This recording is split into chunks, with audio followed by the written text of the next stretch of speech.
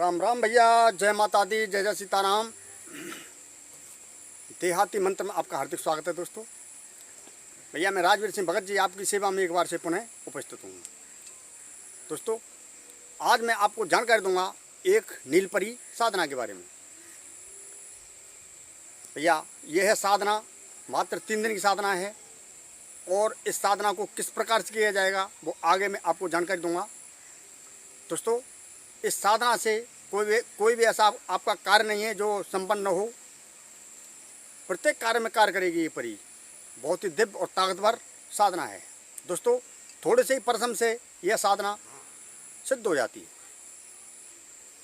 भैया अगर आप साधना करना चाहते हो तो मैंने पीछे आपको ढेर सारी जानकारी दे दी है अनेक प्रकार की साधनाओं की, लेकिन आप लोगों के मेरे पास बहुत ज़्यादा कमेंट आ रहे थे कि गुरुजी नीलपरी की साधना बताओ, तो इसीलिए आपको ये जानकारी मैं देने के लिए जा रहा हूँ।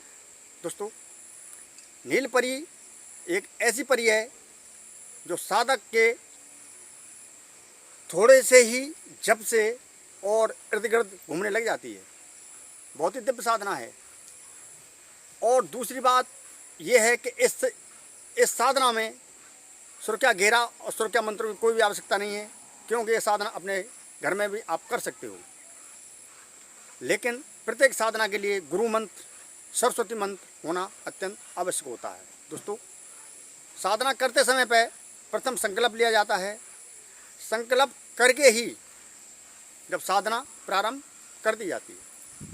दोस्तों संकल्प की मैंने पहले ही जानकारी दे दी है, वहाँ पर वीडियो में आप जाकर देख सकते हो कि संकल्प किस प्रकार से लिया जाता है।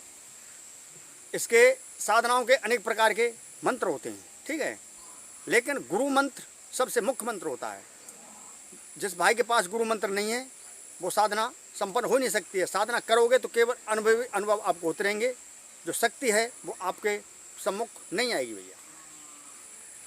तो भैया वीडियो शुरू करने से पहले मैं आपसे एक विनती करता हूं कि जो पहली बार भाई इस चैनल पर आए हैं, देख रहे हैं, जुड़े हैं भैया, तो इस चैनल को सब्सक्राइब कर लें, बगल वाली घंटे को दबा दें ताकि नई जानकारी आपके पास तुरंत पहुंचती रहे। तो भैया वीडियो करते हैं प्रारंभ।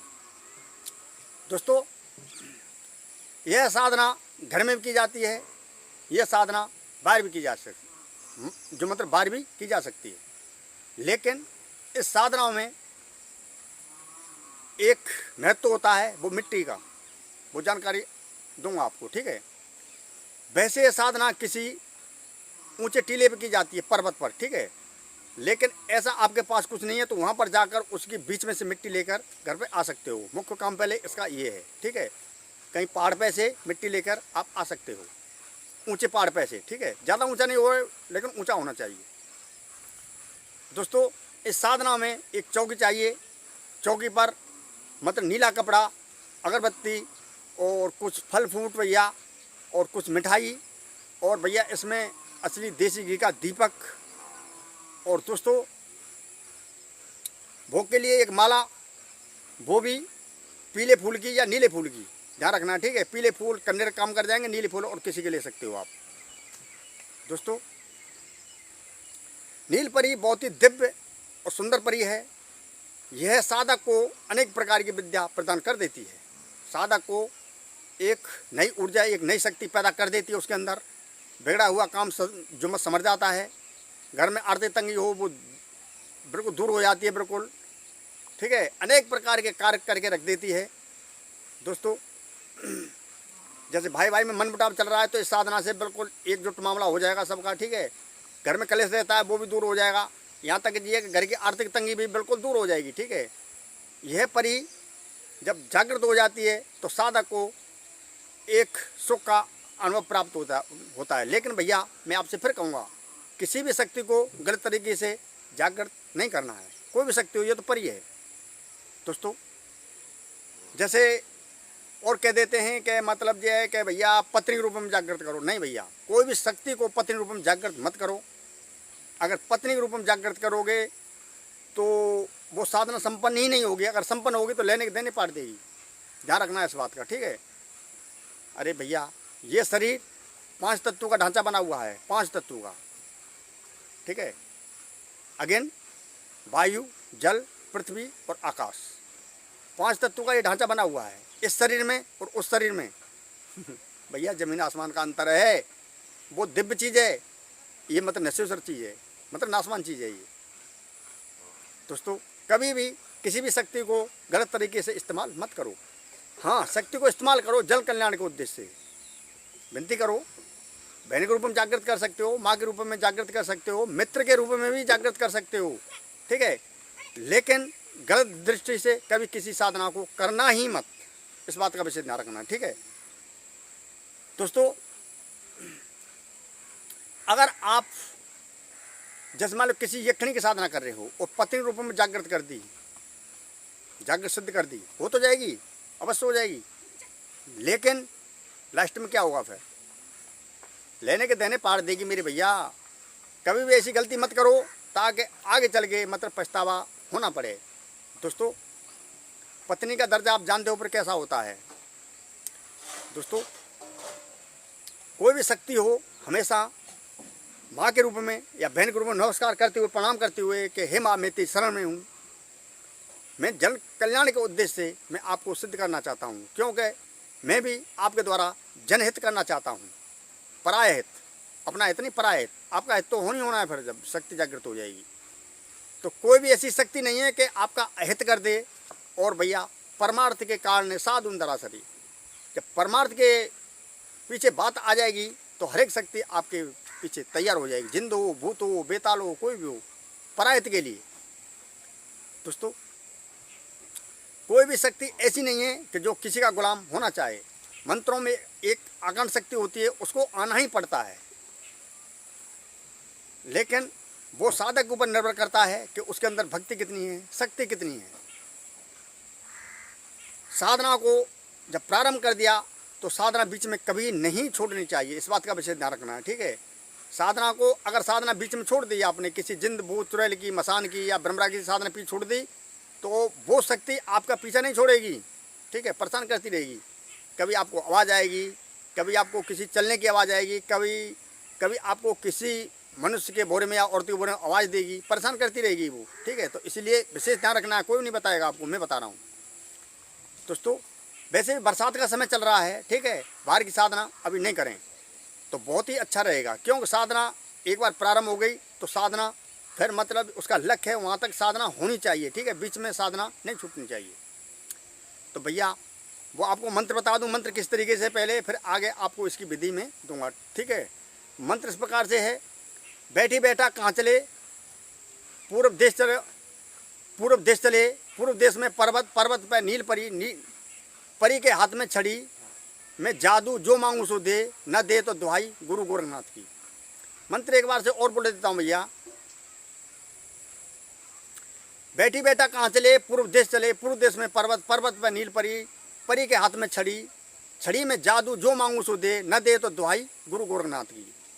बैठी बैठा कहाँ चले, पूर्व देश चले, पूर्व देश में पर्वत, पर्वत पर नील परी, परी के हाथ में छड़ी, छड़ी में जादू जो मांगू सो दे, न दे तो दुहाई गुरु गोरखनाथ की। इस प्रकार से ये मंत्र है। मंत्र को ढंग से याद करने के बाद में, ठीक है, आपको करना है कि प्रथम आपको गुरु मंत्र का जाप करना है। गुरु मंत्र भैया देहाती ग्रामीण मंत्र होने चाहिए, ठीक है, ग्रामीण मंत्र ही होने चाहिए। गुरु मंत्र जैसे बोला जाता है गुरसठ, ठीक है। आप लोगों के मेरे पास बहुत ज़्यादा कमेंट आते हैं, व्हाट्सएप पे कमेंट आते हैं, मैं पूछता हूँ कि गुरु मंत्र कौन सा है भैया, साधना जब भी तो संपन्न होगी, गुरु मंत्र बताओ। तो बहुत से बताते हैं ओम नमः शिवाय, हरिओम तत्सत, ओम नमो भगवते वासुदेवाय। भैया ये मंत्र तो हैं, लेकिन वैदिक मंत्र हैं, ये भगवान के, ये मुक्तिदायक मंत्र हैं, मोक्ष कराने वाले मंत्र हैं, ठीक है। ये तांत्रिक क्रिया मंत्र कार्य नहीं करेंगे। तांत्रिक का गुरु मंत्र वो अलग होता है, जिसे गुरसठ बोला जाता है, ठीक है। जब गुरु मंत्र होगा तो सरस्वती मंत्र होगा, क्योंकि जोड़ा होता है दोनों का। जब सुरक्षा गहरा सुरक्षा मंत्र जोड़ा होता है, उसी प्रकार से गुरु मंत्र सरस्वती मंत्र का जोड़ा होता है। जब मंत्र जब गुरु मंत्र देगा तो सरस्वती मंत्र अवश्य देगा, ठीक है। इस बात का विशेष ध्यान रखना। दोस्तों मैंने आपको मंत्र दिया, मंत्र एक बार से और बोले देता हूँ भैया। बैठी बैठा कहाँ चले, पूर्व देश चले, पूर्व देश में पर्वत, पर्वत में नील परी, नील परी के हाथ में छड़ी, छड़ी में जादू जो मांगू सो दे, न दे तो दुहाई गुरु गोरखनाथ की। इस प्रकार से ये मंत्र है। तो आपको करना है, प्रथम इस साधना में आपको संकल्प लेना है। संकल्प लेने के बाद में फिर आपको चाहिए कंडा की आँच। इसमें थोड़ा सा आपको हवन सामग्री लगेगी, जैसे मैं वीडियो में बताता रहता हूँ, ठीक है। थोड़ी सी गूगल धूप, लोबान धूप, हवन सामग्री, उसमें थोड़ा सा गोला, इंद्रजौ, काले तिल, लौंग, इलायची, काली मिर्च थोड़ी थोड़ी मात्रा में आपको उसमें मिला देना है। उसमें मिला देना है आपको असली देसी घी। एक नील परी का आपको चित्र लेना है, वो चौकी पर रख देना है। नीला कपड़ा चौकी पर बिछा देना है। एक कुंभ में थोड़ा सा पानी और गंगा जल, ठीक है, थोड़ा गंगा जल आप मिला देना है उसमें भैया, ठीक है। एक कलावा उसकी कुंभकर्ष की जो गर्दन होती है उसमें लपेट देना है, और नारियल में भी कुंभकर्ष में जो मतलब नारियल में आपको कलावा लपेट देना है। दोस्तों, यह क्रिया सोमवार को प्रारंभ होगी और मतलब पूर्व दिशा की तरफ मुँह करके होगी। इस साधना को अपने घर में कर सकते हो, लेकिन किसी पर्वत की, पहाड़ की या किसी ऊंचे टीले की आपको मिट्टी लेके आनी है। मिट्टी लाने के बाद में और वहाँ पर वो मिट्टी रख देनी है। वैसे ये साधना किसी ऊंचे टीले पर, पर्वत पर या पहाड़ पर होती है, ठीक है। लेकिन ऐसा नहीं कर सकते हो तो घर में ये साधना हो जाएगी, लेकिन वहाँ की मिट्टी आपको अवश्य लेके आनी पड़ेगी। जब मिट्टी आएगी, उसी मिट्टी के ऊपर आपको न ऊंचा टीला सा बना देना है, उसी के ऊपर आपको असली देसी घी का दीपक जला देना है। दोस्तों, यह साधना केवल पहली बार से अनुभव करा देती है। और इस मंत्र का जो आपको मैं मंत्र बताया मैंने, इस मंत्र का केवल आपको 1 से 8 बार ही जाप करना है। ट्रूकॉलर द्वारा हरीश राणा से इनकमिंग कॉल की पहचान की गई। तो भैया केवल 1 से 8 बार ही इस मंत्र का आपको प्रतिदिन जाप करना है। मात्र 3 दिन की साधना है, 1 से 8 बार इस मंत्र का जाप करना है। मंत्र फिर बता देता हूँ। बैठी बैठा कहाँ चले, पूर्व देश चले, पूर्व देश में पर्वत पर नील परी का हाथ में छड़ी, छड़ी में जादू, जो मांगू सो दे, न दे तो दुहाई गुरु गोरखनाथ की। दोस्तों, इस प्रकार से आपको एक रुद्राक्ष की माला होनी चाहिए, या भैया नीले कलर की कोई स्पिस्टिक की माला होनी चाहिए, ठीक है। नहीं, रुद्राक्ष की माला सब माला में श्रेष्ठ है। इसी से साधना हो जाती है, इसी से भगवान का भजन होता है, सारे काम इसी से हो जाते हैं, ठीक है। एक डाब का आसन चाहिए, रुद्राक्ष की माला, इससे भजन ध्यान करते रहना है। रुद्राक्ष की माला हो तो कोई बात नहीं, डाब का आसन हो तो कोई बात नहीं है, ठीक है। कोई बोरी कपड़ा लत्ता बिछा लेना है और आपको उसी पर बैठ जाना है, और 1 से 8 गिट्टी कंगड़ी कहीं से भी लेनी है, ठीक है। पहले दिन से अनुभव प्राप्त हो जाएंगे, लेकिन कमरा एकांत में होना चाहिए। उस कमरे में थोड़ी सी आपको सेंट छिड़का मार देना है, बिल्कुल साफ़ सफाई कर देनी है उसमें बिल्कुल। और भैया पहले दिन से आपको अनुभव प्राप्त होने लग जाएंगे, परछाई के रूप में दिखाई देने लग जाएगी, और इधर उधर सुगंध आपके कमरे में फैल जाएगी। जब पृथक हो जाए तो मैंने आपको बता दिया है भैया, खराब दृष्टि से कभी किसी भी शक्ति को नहीं देखना चाहिए। तो दोस्तों, आज की जानकारी आपको कैसी लगी? अगर अच्छी लगी हो तो ज़्यादा लाइक करें, कमेंट करें। जो पहली बार भाई इस चैनल पर आए हैं वो चैनल को सब्सक्राइब कर लें, बगल वाले घंटे दबा दें, ताकि नई जानकारी आपके पास तुरंत पहुंचती रहे। तो भैया दूसरी जानकारी आपको 8 बजे लगभग मिलेगी, और वह जानकारी में आपको जो वादी मंत्र दूंगा, जो कि वादी पुरुष समझ रहे हो, मतलब दूसरा तांत्रिक, उस पर भरत ततैया लगाने का आज एक पावरफुल शक्तिशाली मंत्र आपको देने के लिए जा रहा हूँ। उसके भी कमेंट आपके भैया बहुत दिन से मेरे पास आ रहे थे कि गुरुजी वादी मंत्र दो, भरत ततैया, मतलब भरत ततैया लगाने वाला। तो भैया वो जानकारी, वो वीडियो आपको लगभग 8 साढ़े 8 बजे लगभग आपको मिल जाएगी। तो भैया वीडियो को यहीं पर करता हूँ। ब्राह्म सब भाइयों में याद जोड़ के राम राम, राम राम भैया, राम राम। जय माता दी, जय सीताराम, राम राम भैया।